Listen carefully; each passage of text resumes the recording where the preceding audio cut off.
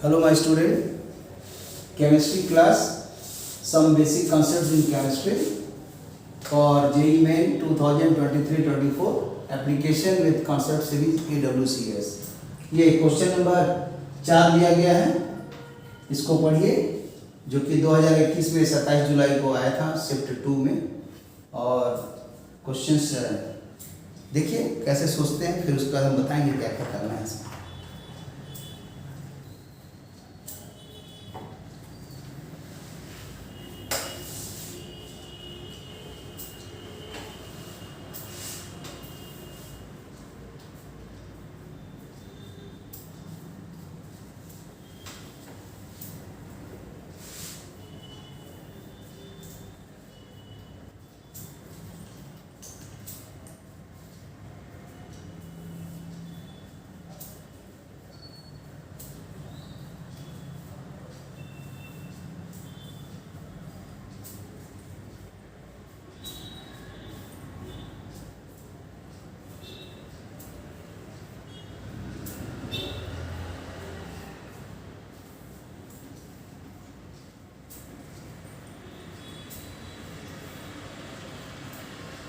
ठीक है, देखा जाए इसका एनालिसिस।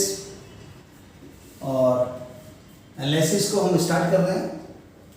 क्या क्या दिया है देखिए, एक कंपाउंड का नाम दिया हुआ है KMnO4 और उसका ये वॉल्यूम दिया हुआ है 10 ml और इसका मोलरिटी जो दिया हुआ है वो 0.05। उसके बाद बोलता है कि this solution was consumed in titration with 10 ml of given oxalic acid dihydrate solution. तो यहाँ पर एक ऑक्जेलिक एसिड भी जानना होगा, डाइहाइड्रेट, उसमें कंडीशन लगा हुआ डाइहाइड्रेट वाला। फिर इस स्ट्रेंथ को बोल रहा है कि ग्राम पर लीटर में निकालिए। कहने का मतलब देखिए क्वेश्चंस को कितना मतलब कॉम्प्लेक्स किया गया है, आप समझ सकते हैं कि पहले तो ये लिखा नाम KMnO4, अर्थात जब डी ब्लॉक पढ़ने जाइएगा तो वहाँ पर मालूम है कि दो कंपाउंड बहुत फेमस है, KMnO4 और K2Cr2O7। उसका प्रिपरेशन, फिर उसका structures, physical properties, chemical properties सारा जानना है। तो जब तक वो वाला नहीं जानिएगा तब तक इसके रिएक्शन को आप लिख ही नहीं सकते। फिर इसमें आपको बैलेंस फैक्टर भी समझना होगा और फिर इसके मोलरिटी के भी कंसेप्ट को समझना पड़ेगा, नॉर्मेलिटी के भी कंसेप्ट को समझना पड़ेगा। अगर आप मिलीमोल से बनाते हैं तो, मिली इक्विवेलेंट से बनाते हैं तो। फिर उसके बाद ये ऑक्जेलिक एसिड का भी फार्मूला जानना होगा, फिर ये रिएक्शंस में कैसे भाग लेता है वो जानना पड़ेगा। कहने का मतलब कि बहुत ही अच्छा क्वेश्चन है, लेकिन जब आप इसको अपने बिना किताब देखे हुए, बिना फार्मूला देखे हुए बनाइए तो हमको नहीं लगता है कि ये क्वेश्चन आप बना पाएंगे। ये सच्चाई है। और लोग बोलते हैं अरे प्रैक्टिस करने से सुधार होता है। प्रैक्टिस करने से कुछ सुधार नहीं होता है। अगर आप लाइफ में एक बार पूरे डेप्थ में कोई भी चीज़ पढ़ लिए तो लाइफ टाइम तक याद रहेगा। तो उसका तरीका है, आइए देखा जाए डेप्थ में इसको। तो डेप्थ में इसको हम कोशिश करते हैं एक्सप्लेन करने का। है तो और भी बहुत चीज़ डेप्थ, लेकिन थोड़ा बहुत हमको डिलीट करना पड़ेगा। पहले ध्यान देखिए किस मेथड से बनाना है। एक बनता है ये ग्रेविमेट्री मेथड, जिसको बोलते हैं वेट मेथड। दूसरा इसको बोलते हैं हम लोग फैक्टर लेवल मेथड। तीसरा बोलते हैं POSC मेथड से, प्रिंसिपल ऑफ एटॉमिक कंजर्वेशन। और उसी को आप एक और नाम दे सकते हैं जिसको बोल सकते हैं मोल मेथड, और नहीं तो और एक नाम दे सकते हैं मिली मोल मेथड, जो सॉल्यूशन के साथ जुड़ करके पढ़े होंगे। या कहिए मोल मेथड, मिली मोल मेथड एक ही है। फिर एक आएगा मिली इक्विवेलेंट मेथड। फिर आपको इक्वेशंस बैलेंसिंग का, जैसे एक बेसिक जो इनऑर्गेनिक केमिस्ट्री का रिएक्शंस होता है उसके बैलेंसिंग का टेक्निक आना चाहिए। फिर उसके बाद उसको पार्शियल से ब्रेक करके भी बैलेंसिंग आनी चाहिए। फिर उसके बाद आयन इलेक्ट्रॉन मेथड से भी बैलेंसिंग आना चाहिए, ऑक्सीडेशन नंबर मेथड से भी आना चाहिए, और केमिकल प्रॉपर्टीज भी मालूम होना चाहिए कि ये ऑक्जेलिक एसिड का जब इसके साथ रिएक्ट करते हैं तो क्या चीज़ में कन्वर्ट होता है, और ये रिएक्शंस कैसा होगा। चलिए पहले इसको देखा जाए। तो सीधा समझिए कि इस KMnO4 को जब रिएक्ट करा रहे हैं, ये ऑक्जेलिक एसिड है, मतलब KMnO4 का सराउंडिंग में आया एसिड, वीक एसिड है, ऑक्जेलिक एसिड। तो नेचुरली ये जानना पड़ेगा कि एसिडिक सॉल्यूशन में ये KMnO4 क्या चीज में कन्वर्ट होता है। तो हमेशा KMnO4 कन्वर्ट होता है Mn2+ में हमेशा, और वही बेसिक नेचर रहता है, तब उस समय ये कन्वर्ट होगा आपका MnO2 में, माने Mn का ऑक्सीडेशन नंबर +4 हो जाएगा। या तो Mn4+ बोलिए, नहीं तो MnO2 बोलिए, कंपाउंड का नाम दे रहे हैं, और वहां पर Mn+ बोलिए, और नहीं तो कोई कंपाउंड के अनुसार भी इसको जोड़ सकते हैं, जैसा सिचुएशन दिखाई देगा। लेकिन कॉमन नेम है एसिड के लिए हमेशा आपका कन्वर्ट होगा KMnO4 इन एसिडिक मीडियम।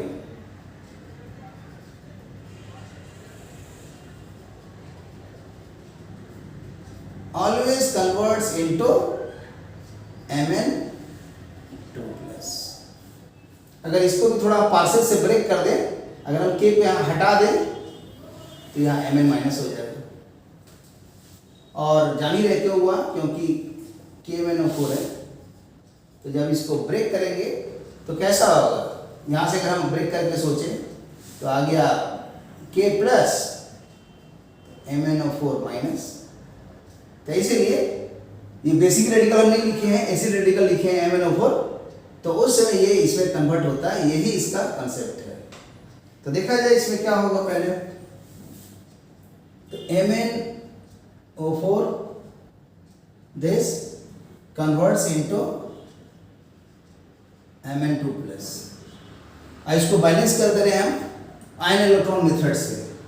तो उसका कंसेप्ट है जो हम कराए हुए हैं, कहीं देखिएगा आपका प्लेलिस्ट में सब मिलेगा, ये सब रिएक्शन सब जेईई एडवांस के एग्जाम के पहले हमने तैयारी करवाया था, तो उसमें दिया था CHOR। जितने भी रेडॉक्स रिएक्शन को बैलेंस करने का कंसेप्ट है CHOR। C मतलब चार्ज, H मतलब हाइड्रोजन, ये मतलब ऑक्सीजन, ये है अदर्स। तो पहले अदर्स बैलेंस करते हैं, उसके बाद ऑक्सीजन बैलेंस, उसके बाद हाइड्रोजन बैलेंस, उसके बाद चार्ज बैलेंस।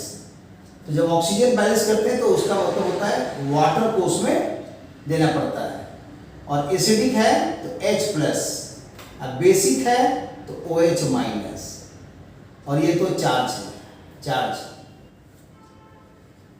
और ये अदर्स है। शॉर्ट में लिखा क्योंकि इसका डिटेल तो किसी और वीडियो में बताया जाएगा। तो पहले अदर बैलेंस करेंगे तो देखेंगे Mn बैलेंस है, अदर बैलेंस करने का जरूरत नहीं है। अब ऑक्सीजन बैलेंस करना है, तो ऑक्सीजन को कितना चाहिए, यहाँ पर 4 नेसेंट ऑक्सीजन है, इसको एटम को हम नेसेंट ऑक्सीजन बोल रहे हैं। 4 नेसेंट ऑक्सीजन, तो एक एटम के लिए 1 मॉलिक्यूल, 2 एटम के लिए 2 मॉलिक्यूल, तो यहाँ 4 एटम है तो यहाँ 4 मॉलिक्यूल दे देंगे।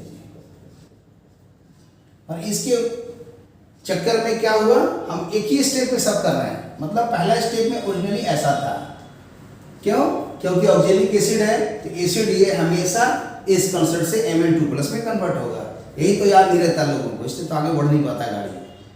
इसलिए ये कंसेप्ट है, इसको याद रखिए।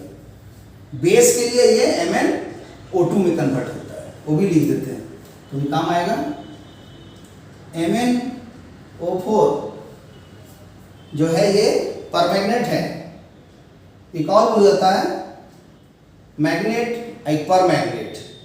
तो ये मैग्नेट है तो इसको लिखा गया MnO4-, और जब वो आता है तो KMnO4 की जगह उसमें आता है K2MnO4, और उसको भी दिखा देते हैं कैसे होता है उसमें। देखिए K2MnO4, तो जब इसको भी ब्रेक करेंगे तो आएगा K2 में जब ब्रेक होगा ऐसे, और MnO4 में तो जान ही रहे कि जब ब्रेक होगा तो इसका चार्ज हो जाएगा फिर -1, और इसका एक चार्ज हो जाएगा +1, तो मिला करके हो गया +2, क्योंकि पोटेशियम का हमेशा +1 होता है। +1 × 2 +2 हो गया, तो +2 हो गया, तो ये पूरा में आ जाएगा -2।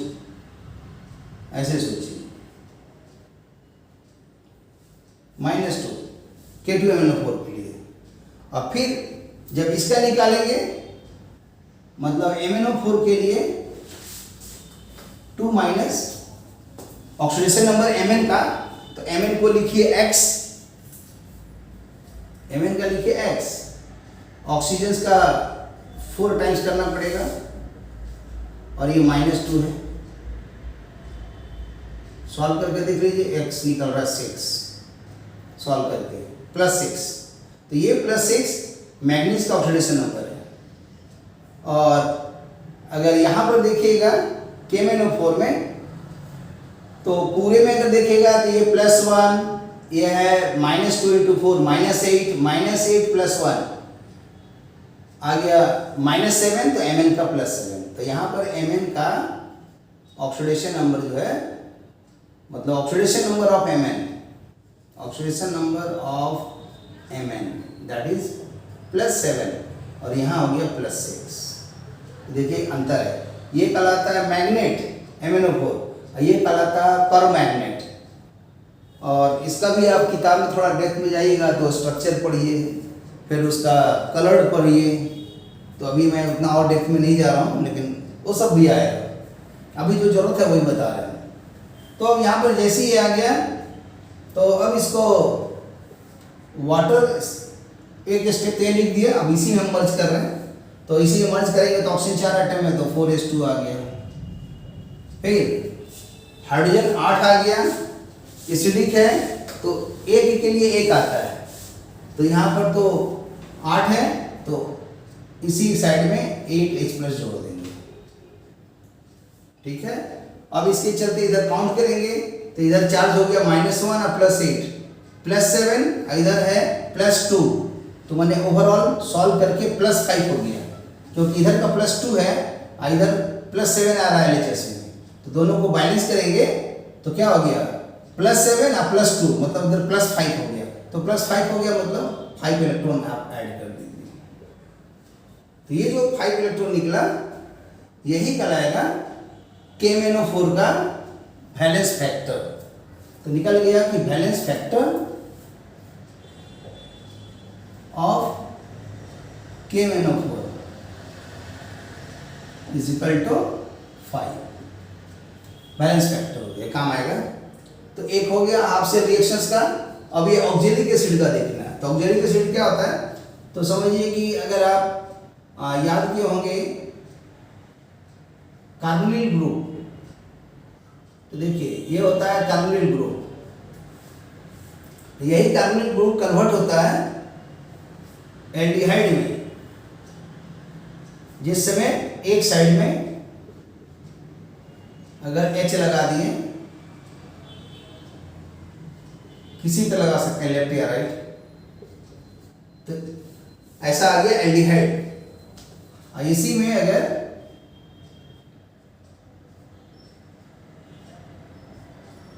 इधर R सेम या डिफरेंट लिख देंगे, अल्काइल वाला या अराइल वाला, तो ये एल्डिहाइड की जगह कीटोन हो गया।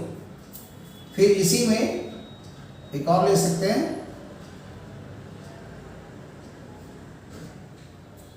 इसमें एक फंक्शनल ग्रुप OH जोड़ दें, तब ये कार्बोक्सिलिक एसिड हो जाएगा। अब R का आंसर आते रहेगा, खाली C आएगा, कभी CH3 आएगा, कभी C2H5 आएगा, तो formic acid, acetic acid, propionic acid पूरा आते रहेगा। तो हमारा यहाँ काम लायक है ये वाला COOH, इसको लास्ट वाले को देखते हैं। ये क्या होगा, COOH OOH एक साथ भी लिख सकते हैं। इसका एक बॉन्ड निकला रहेगा, ऐसे बॉन्ड हटा के भी लिख सकते हैं। अब इसी बॉन्ड को और सोच सकते हैं ऑक्सिलिक एसिड के लिए कि ये जो COH है ऐसा लिखे, तो ये जो कार्बन से एक हैंड निकला हुआ है, फिर एक कार्बन से और एक हैंड निकालिए, ये देखिए, ये दोनों को रिलेट कर दीजिए, एक साथ जोड़ दीजिए। मैंने इसको ऐसे लिखते हैं थोड़ा,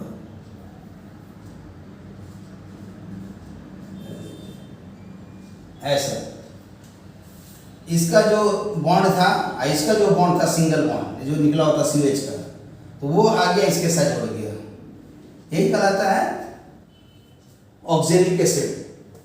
और डाइहाइड्रेट रहेगा तो इसी के साथ आ जाएगा 2H2O डॉट 2H2O। और ये एसिडिक नेचर के लिए जब इसका हाइड्रोजन हटाएंगे तो यही वाला हाइड्रोजन यहाँ से रिप्लेस होता है, ये हाइड्रोजन रिप्लेस होता है। तो जब ये हाइड्रोजन रिप्लेस होगा तो ये तो इलेक्ट्रोनिगेटिविटी के मुताबिक O और H के बीच का बॉन्ड में अपने तरफ ज़्यादा पुल करेगा ऑक्सीजन, इसका इलेक्ट्रोनिगेटिविटी हाई है, तो इसीलिए इसका माने हाइड्रोजन का होता है 2.1। अब ऑक्सीजन का निकालना है तो प्रेडिक्टेबल से लगाइए दिमाग, तो उसमें आता है कि फर्स्ट पीरियड में तो आप जान रहे हैं कि कौन है, हाइड्रोजन और हीलियम है। सेकेंड पीरियड का अगर नाम लिखिए तो दिखेगा लिथियम, बेरिलियम, फिर थोड़ा आगे बढ़िएगा P ब्लॉक में तो बोरन, फिर कार्बन, नाइट्रोजन, फिर आएगा ऑक्सीजन, सल्फर, फ्लोरीन। इसमें से किसी एक का भी नाम याद रहेगा तो सबका लिख सकते हैं। फ्लोरीन का याद है 4, तो इसे आधा कम कर दीजिए 0.5, ये 3.5, और कम कीजिए ये 3 हो जाएगा। इसका हो जाएगा उसी तरह, समझ लीजिए कि ये लिथियम है, हाइड्रोजन हीलियम लिख दिए, lithium, beryllium, boron, carbon, nitrogen, oxygen, sulphur, तो ये हो गया 3 नंबर ग्रुप का, ये 4 का, ये 5 का, ये 6 का, ये इसीलिए गलती हो रहा है, ये वाला यहाँ पर 7 का फ्लोरीन, सल्फर तो नीचे आया इसलिए रॉन्ग हो रहा था मेरा। ये 4 है तो ये 3.5 होगा, ये वाला और 0.5 कम कीजिए ये 3 हो जाएगा, और कम कीजिए 2.5, और कम 2, और कम 1.5, और 0.5 कम तो आ जाएगा 1। इस तरह से एक चार्ट का मैंने याद कराने का कोशिश किया, यही अभ्यास करते करते सीख जाएंगे। तो यहाँ पर इलेक्ट्रोनिगेटिविटी ऑक्सीजन हाइड्रोजन में ऑक्सीजन का ज़्यादा है, हाइड्रोजन के रिस्पेक्ट में ऑक्सीजन का कितना है 3.5, हाइड्रोजन का है 2.1, तो यहाँ से इसको पुल करके यहाँ पर निगेटिव आ जाएगा, यहाँ पॉजिटिव आ जाएगा, और वही पॉजिटिव यहाँ से दोनों रिप्लेस हो सकता है, एसिडिक नेचर है ना ये वाला, तो इसलिए उसका जो H रिप्लेस होगा तो ये वाला कैसा कन्वर्ट हो जाएगा, CO2 यहाँ माइनस चार्ज आ जाएगा, यहाँ CO2 माइनस चार्ज आ जाएगा, मैंने फाइनली CO2 2 बार लिखेंगे इस टाइप से, CO2, फिर यहाँ पर CO2, और इसका एक माइनस चार्ज यहाँ पर बच गया, और यहाँ एक माइनस चार्ज बच गया, और दोनों को एक साथ मर्ज करके CO2 ऐसे लिख दीजिए, C2O4। अब पूरे का चार्ज -1 के -2, इसको बोलते हैं ऑक्सलेट।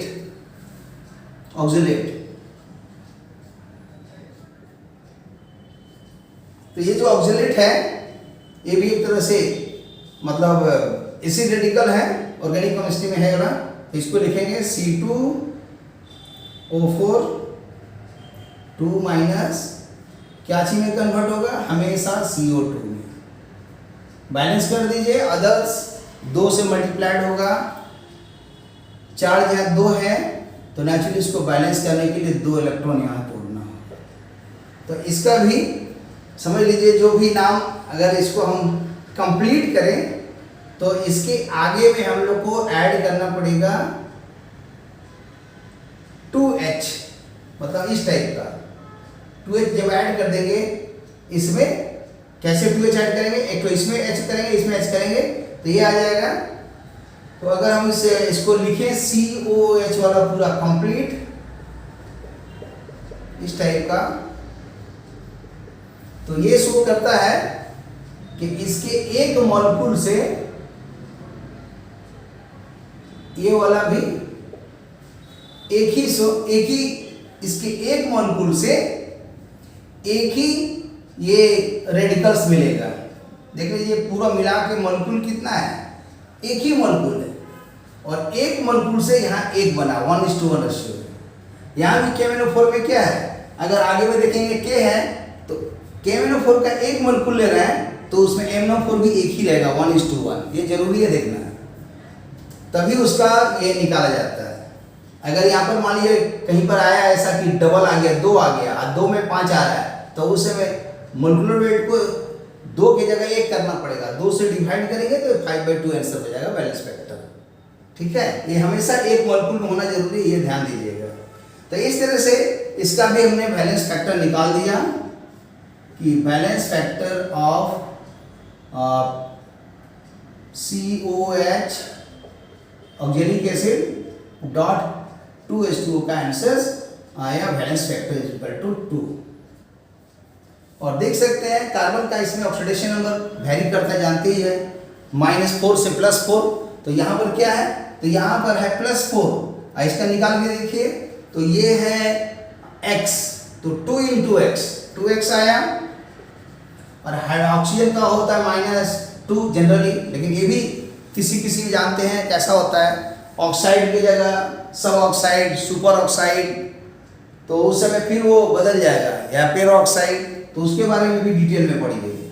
यहाँ पर ये ऑक्साइड है, तो इसीलिए यहाँ पर निकाल सकते हैं कि जो भी ये जो निकला यहाँ पर कार्बन का ऑक्सीडेशन नंबर मान लिए X, तो X जैसे लिखेंगे उसका डबल किए, और ऑक्सीजन का होता है -2, तो 4 टाइम्स ऑफ -2, और ये पूरा चार्ज हो गया -2। अब इसको सॉल्व करेंगे तो निकलेगा ये X +3। तो कार्बन का +3 से +4 हो रहा है, लेकिन वो भी कार्बन किसका, एक कार्बन का +3 से +4। लेकिन जब हम एक मॉलिक्यूल लेंगे तो यहाँ तो मतलब ये लेना पड़ेगा कंप्लीट, ए वाला एक मॉलिक्यूल है, तो एक मॉलिक्यूल से तो एक रेडिकल मिलेगा, और एक रेडिकल के अंदर में 2 C आ रहा है, इसलिए +3 की जगह ये +6 हो गया, और यहाँ +8 हो गया। तो +6 और +8 तो कितना हो गया, मतलब 2 इलेक्ट्रॉन इसीलिए आ रहा है क्योंकि 6 से आपने ऐड कर दिया ऑक्सीडेशन नंबर, तो इसका मतलब आपका 2 इलेक्ट्रॉन बाहर हो गया, ये ऑक्सीडेशन प्रोसेस हो गया। और यहाँ KMnO4, इसमें मैंगनीज का ऑक्सीडेशन नंबर बहुत हाई है, 7 है, तो ये तो हमेशा ड्रॉप करेगा, तो 7 से ये 2 हो गया, तो 7 से 2 का मतलब क्या हुआ, इसका डिफरेंस 5 हुआ, इसीलिए इसका बैलेंस फैक्टर 5 हो रहा है। वैसे भी बना सकते हैं, अब इतना अगर बैलेंस से बचना चाहते हैं तो थोड़ा जब अच्छी जानकारी हो जाएंगे तो +7 ऑक्सीडेशन नंबर देखिए कन्वर्ट हो रहा है, 2 में पता चल ही रहा है, इतना लिखने की जरूरत नहीं, और 5 होगा।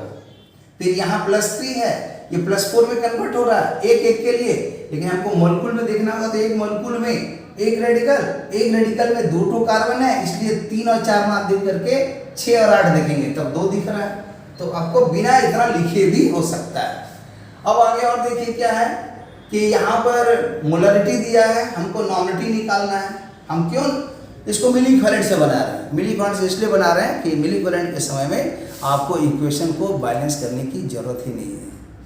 बिना बैलेंस किए हुए कोई भी रिएक्शन अगर A और B रिएक्ट कर रहा है और आंसर C और D बन रहा है, तो आप लेफ्ट साइड में A और B में पता लगाइए कि कौन उसका लिमिटिंग रिएजेंट है।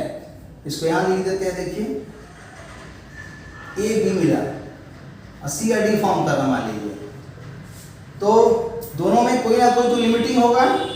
वो भी कैलकुलेशन करने का आपको कंसेप्ट हम सिखा देंगे कि कैसे लिमिटिंग रिएजेंट निकालते हैं। सपोज कीजिए कि लिमिटिंग रिएजेंट ये वाला है, तो इसी के रेस्पेक्ट में सारा कैलकुलेशन होगा। और अगर मान लीजिए ये लिमिटिंग में मतलब आफ्टर रिएक्शन पूरा कंप्लीट खत्म हो जाएगा, और ये मान लीजिए जो भी है, मान लीजिए एक्सेस में है, मान लीजिए समझाने में आसान होगा कि सपोज कीजिए ये वाला Y मिली इक्विवेलेंट दिया हुआ है और इसके रिएक्शन में मान लीजिए कि Z मिली इक्विवेलेंट यूज हो रहा है, या उतना हार्ड थोड़ा दिक्कत हो रहा है, आप इसको वैल्यू में समझिए कि ये 5 मिलीमोल है, तो ये भी 5 मिलीमोल होगा, ये भी 5 मिलीमोल होगा, ये भी 5 मिलीमोल होगा। रिएक्शन बैलेंस करने का जरूरत नहीं, फालतू का क्यों समय बर्बाद कीजिएगा मिली इक्विवेलेंट के लिए। मिली इक्विवेलेंट के समय में इक्वेशन बैलेंस करिए या ना करिए बात बराबर है, मतलब फाइनली मत कीजिए, काम चल जाएगा। और दोनों में लिमिटिंग ये है, तो अगर ये 5 मिली इक्विवेलेंट है तो इसका 5 रिएक्ट कर जाएगा, 5 बन जाएगा, 5 बन जाएगा। लेकिन अगर ये मान लीजिए 8 है तो 5 है, ये 8 है, तो इसका 3 बच गया। तो आफ्टर रिएक्शन पहले ये था 5, ये 8 और ये 0 0 मिली इक्विवेलेंट में बता रहे हैं। लेकिन जैसे रिएक्शन हुआ तो आफ्टर रिएक्शन क्या होगा, ये 5 की जगह 5 तो पूरा खर्चा हो जाएगा, 0 बच जाएगा, और इसे 5 खर्चा हो गया तो बच जाएगा 3, ये 5 बन जाएगा, ये 5 बन जाएगा। ये फाइनल आंसर है, ये इनिशियल आंसर है। तो जब तक देखिए अपने मन में कुछ प्लानिंग नहीं रहेगा, सोच नहीं रहेगा, आप कोई भी क्वेश्चन नहीं बना सकते, छोटा से छोटा भी नहीं बना सकते हो। इसलिए तो देखते हैं मोल कंसेप्ट तो बच्चा को समझ में आता ही नहीं, इसलिए लोग बता रहे बहुत फालतू चैप्टर है, तो बहुत चीज जोड़ देता है, रेडॉक्स रिएक्शन जोड़ देता है, एसिडोमेट्री अल्कलीमेट्री का टाइट्रेशन जोड़ देता है, इक्विवेलेंट जोड़ देता है, मिलीमोल जोड़ देता है, eudiometry, gravimetry, mole concept, atomic weight क्या नहीं जोड़ दिया है, मतलब इतना कर दिया कि आदमी परेशान है। चलिए ठीक है, अब आगे बढ़ते हैं, इसके कंसेप्ट को और आगे ले जाते हैं। तो अब दिखाई देगा कि यहाँ पर जो लगेगा फार्मूला, नंबर ऑफ इक्विवेलेंट्स बराबर होना चाहिए, तो N1V1 बराबर N2V2। ये सोल्यूशन का एक कॉन्सेप्ट है कि KMnO4 का मिली इक्विवेलेंट N1V1 आया, इसका मिली इक्विवेलेंट N2V2 आया। फिर इस N1 को जानना पड़ेगा, वो क्या है, तो N1 होता है molecular weight into valence factor.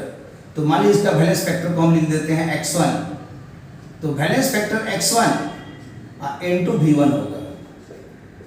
फिर N2 के लिए तो यहाँ पर आ जाएगा, मान लीजिए हम इसको मोलरिटी में कन्वर्ट कर दिए हैं, तो ये या इसको रहने देते हैं, क्योंकि हम जानबूझ के इसको चाहते तो कर सकते थे, लेकिन हम इसको नहीं कर रहे हैं। क्यों? क्योंकि N2 यहाँ पर लिखा हुआ है ना, तो ये N2 को हम लोग लिख देंगे कि यही तो मिली इक्विवेलेंट है, और मिली इक्विवेलेंट से यहाँ पर अगर ये निकल जाएगा नॉमिनिटी, तो हम मोलरिटी निकाल सकते हैं, और जब मोलरिटी निकल जाएगा तो फिर ग्राम पर लीटर में भी वो आसानी से कन्वर्ट हो जाएगा। तो चाहे तो इस नॉमिनिटी को आप यहाँ पर ऐसे ही बना सकते हैं, नहीं तो इसको वैलेंस फैक्टर्स में आप कन्वर्ट करके ही बना सकते हैं, दोनों सही है। तो चलिए हम यहाँ पर इसको नॉमिनिटी में ही रहने देते हैं और इसको ऐसे लिख के अब आगे बढ़ जाते हैं। तो अब देखा जाए M1 क्या है, KMnO4 का इक्विवेलेंट बैठा देंगे, और यहाँ पर इसका दिया हुआ है वॉल्यूम कितना है, तो वॉल्यूम 10 V1 की जगह बैठा देंगे। वैलेंस फैक्टर इसका निकल ही चुका है, 5 है, तो यहाँ पर 5 पुट कर देंगे।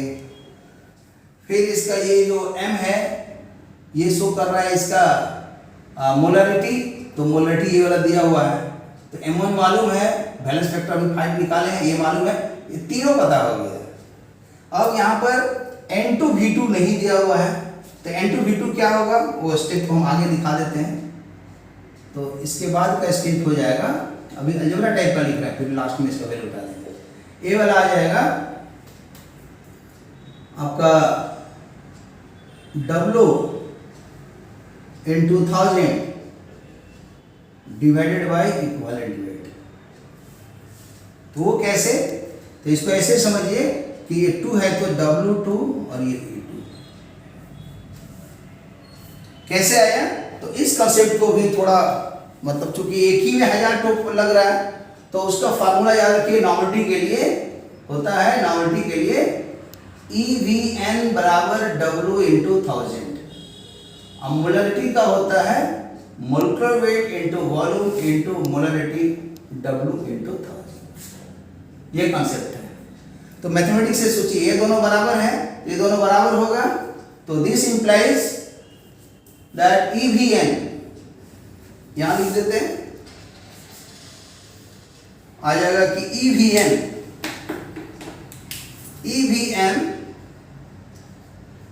Is equal to M0 VM, भी कट गया, इतना आ गया। तो यहाँ से देखिए M not by E into M हो गया। और यही वाला आंसर्स जो कहलाता है ना valence factor, valence factor M not by E को बोलते हैं। M not by E is called valence factor. तो जब M not by E valence factor हुआ तो this equal to N by M, तो ये एन बाई एम भी बोल सकते हैं। तो normality by molarity, molecular weight by equivalent weight, that is called valence factor. वही वैलेंस फैक्टर इस इक्वेशन में कितना इलेक्ट्रॉन्स आया था एक मोल में, वही इसके आंसर को शो करता है। तो इस तरह से इसको क्रॉस करने से क्या दिख रहा है, तो देखिए कि Ne इज इक्वल टू, यदि क्या लिखा हुआ Ne equal to Me। Me क्या होता है सबको जानते हो, M नॉट M, इसको बोलते हैं मॉम। मॉम मॉम, मॉम का मतलब मदर, मम्मी। और मम्मी कैसे जुड़ी हुई है, तो Ne मतलब नानी, ना अपनी, ना का एन आ गया, फिर ना आ रहा वही एन है, और ये दीर्घी का है उसका ई आ गया। तो मॉम इज इक्विवेलेंट टू नानी, क्योंकि नानी क्या है, मम्मी की मदर है। तो अगर ये भी याद रहे कि मॉम इक्वल टू नानी, तो आप इसके हेल्प से निकाल सकते हैं कि अगर नॉर्मलिटी दिया रहेगा तो मोलरिटी कैसे निकलेगा। इस इक्वेशन में 1 2 3 4 कंपाउंड का नाम दे देगा, तो इक्विवेलेंट वेट निकाल ही लीजिएगा, मोलेकुलर वेट निकाल ही लीजिएगा, और उसके बाद नॉर्मलिटी मोलरिटी में एक देगा तो दूसरा निकल जाएगा। तो इसलिए 4 में से ज़्यादातर कंपाउंड का नाम दिया रहता है तो मोलेकुलर वेट मालूम हो जाता है, इक्विवेलेंट वेट मालूम हो जाता है। जब दोनों मालूम हो गया तो दोनों डिवाइड कर देंगे तो वैलेंस फैक्टर हो गया। और यही वैलेंस फैक्टर को तो मोलेकुलर वेट से गुना करने से नॉर्मलिटी होता है। और यही वाला काम हमने यूज किया है अपने कंसेप्ट में। देखो नॉर्मलिटी को क्या किए हैं, एम नॉट ई मतलब वैलेंस फैक्टर को मोलेकुलर वेट से गुना किए, वैलेंस फैक्टर को मोलेकुलर वेट से। ये देखिए वैलेंस फैक्टर को मोलेकुलर वेट से, ये देखिए यहाँ पर समझ में आ जाएगा। ये देखिए हमने क्या लिखा है, नॉर्मलिटी को ऐसे लिख दिया, लेकिन क्यों लिखा आपको तो कारण जानना होगा ना। तो वही है मॉम इज इक्वल टू नानी, उससे याद कर लोगे। तो इसीलिए ये कन्वर्ट हो गया। यहाँ इस टाइम को जरूरत नहीं पड़ा क्योंकि इसका वॉल्यूम भी नहीं दिया हुआ है ना नॉर्मलिटी दिया है। तो इसको हमने दिमाग में क्या किया, मैथमेटिक्स लगा करके एनवी को यहाँ से यूज कर दिए कि एनवी क्या निकलेगा, W इंटू 1000 बाई ई। तो यहीं से देखिए W इंटू 1000, सॉरी जीरो छोड़िए, W इंटू 1000 बाई ई। अब फिर यहाँ पर इक्विवेलेंट वेट नहीं दिया है तो फिर इसका यूज करेंगे कि मोलेकुलर वेट डिवाइडेड बाई, ये देखें यहाँ पर molecular weight divided by equivalent weight valence factor होता है, जिसको हम VF लिख दे रहे हैं। और हमको चाहिए यहाँ इक्विवेलेंट वेट। इक्विवेलेंट वेट कैसे निकलेगा, यहाँ से सॉल्व कीजिए, मेथड जानते हैं, ratio proportion this by this equal to this by this. तो E बाई 1 इक्वल टू क्या होगा, m नॉट बाई BF। तो लिख देंगे इक्विवेलेंट वेट यहाँ पर आ जाएगा m not by valence factor, जिसको हम वैलेंस फैक्टर को इधर के लिए x लिखे थे, इधर के लिए y लिखे थे। तो बैठा दीजिए इसी को, तो इस इक्विवेलेंट वेट की जगह पुट कर देंगे यहाँ से m not divided by valence factor.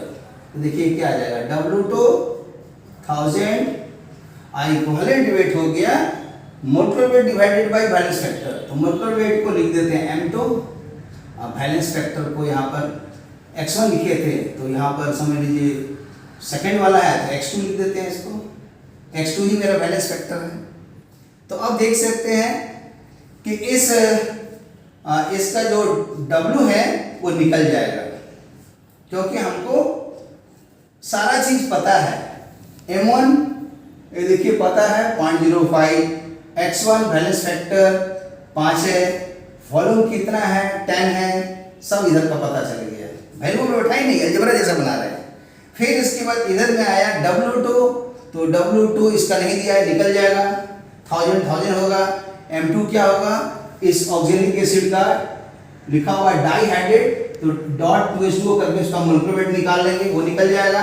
x2 पता है, अभी निकाले थे तो 2 आया था वैलेंस फैक्टर, तो सॉल्व करके W2 निकल जाएगा।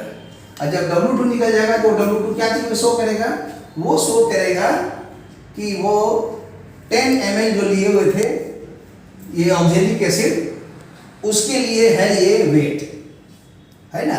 तो नेचुरली यूनिटी मेथड लगा दीजिएगा तो पता चल जाएगा कि 10 लीटर में कितना ग्राम आया, 10 सीसी में कितना आया, ml माने सीसी, तो 1000 में लीटर में कितना होगा वो आपका W2 निकल जाएगा। अब फिर वो आ जाएगा तो यहाँ का ये आंसर निकल जाएगा। तो ये इसके लॉजिक है, लेकिन इसको थोड़ा कैलकुलेशन भी समझा देते हैं ताकि समझ में आएगी क्या है। तो अब इसके बाद का कुछ नहीं करना है, खाली वैल्यू उठाना है, सॉल्व कीजिएगा, आंसर आ जाएगा।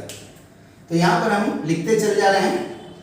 पहले निकालेंगे M1, तो M1 हो गया मोलेकुलर वेट।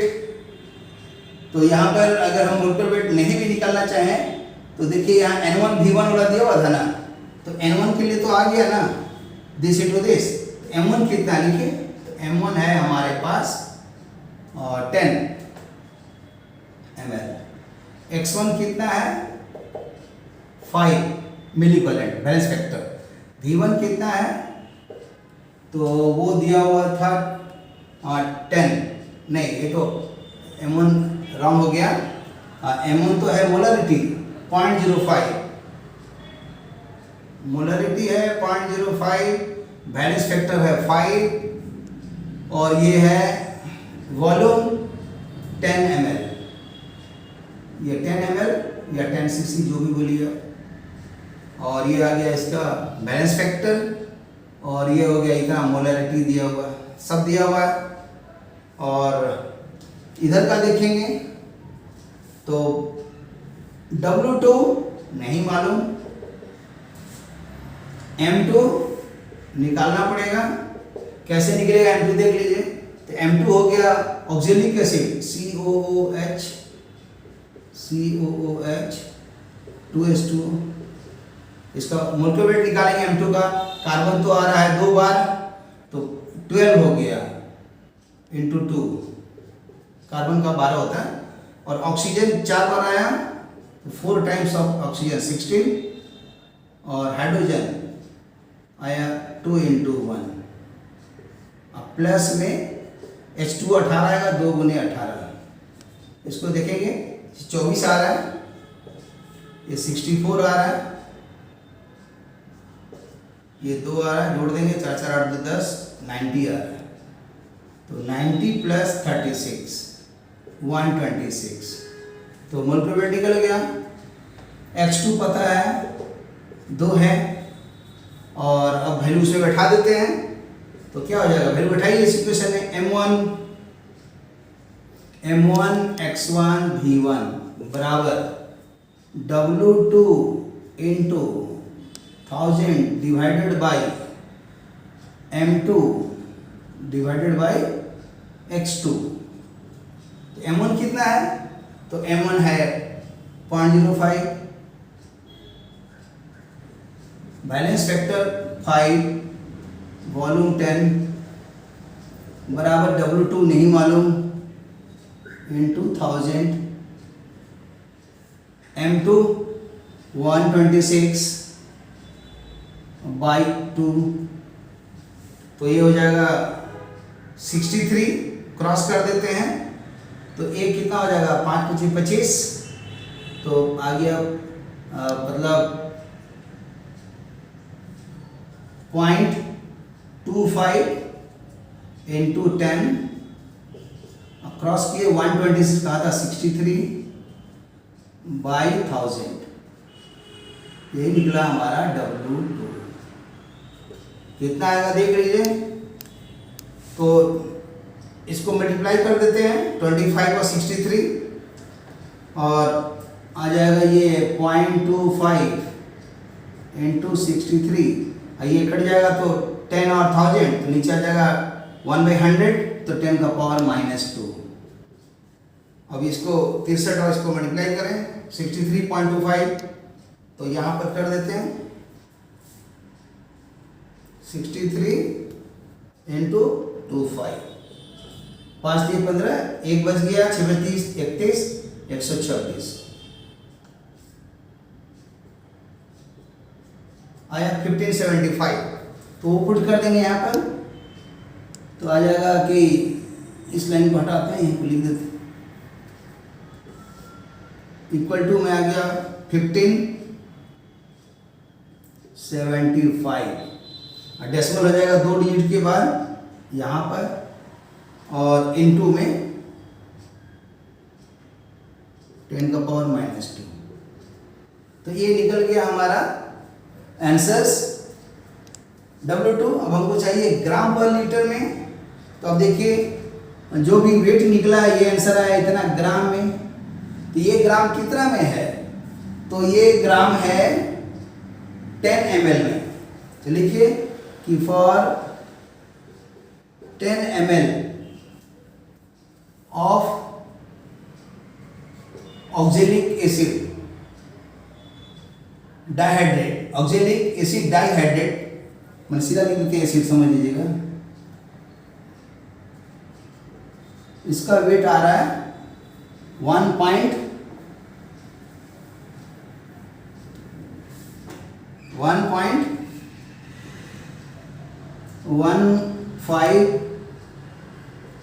75 इंटू -2, 1 ml में 10 ml में, तो 1000 ml में क्या होगा, पहले यूनिट मेथड से निकालिए, 1 का निकालिए, 10 से डिवाइड होगा, फिर 1000 से क्या होगा, 1000 मल्टीप्लाइड होगा, मैंने सीधा इसका 100 टाइम्स, तो 100 टाइम्स इससे मल्टीप्लाई कर देते हैं। तो जैसे इसका 100 टाइम्स मल्टीप्लाई करेंगे तो आ जाएगा, ये समझिए कि 1575 और बाई 10 इंटू 100, यही है 100 टाइम्स हो जाएगा ना, जहाँ टाइप कर दिया, तो 15.75 इतना आंसर आ रहा है ये। लेकिन यहाँ पर देखिए इस टर्म में लिखा है, तो इस टर्म में कैसे लाएंगे, तो इस टर्म में लाने के लिए हमको लिखेंगे 1575 मल्टीप्लाइड बाई 100 मल्टीप्लाइड बाई -2, और ए वाला को इसके साथ मर्ज कर दे रहे हैं, तो कितना हो गया 1575 और मल्टीप्लाइड बाई 10⁻²। तो देखिए 1575 यहाँ पर आ गया, मल्टीप्लाइड बाई 10⁻², तो इसलिए आंसर निकला 1575। तो इसलिए इसके बाद का रिजल्ट को हम यहाँ लिख दे रहे हैं, तो आंसर आ गया, आंसर हो गया 1575। तो देख लीजिए कितना कॉम्प्लेक्स था, मैंने बहुत कोशिश किया पूरा बनाने का, मेहनत करके। Okay, thank you for watching the video, इसको दोबारा देखिएगा तो अच्छा से समझ में आएगा। Okay bye, thank you.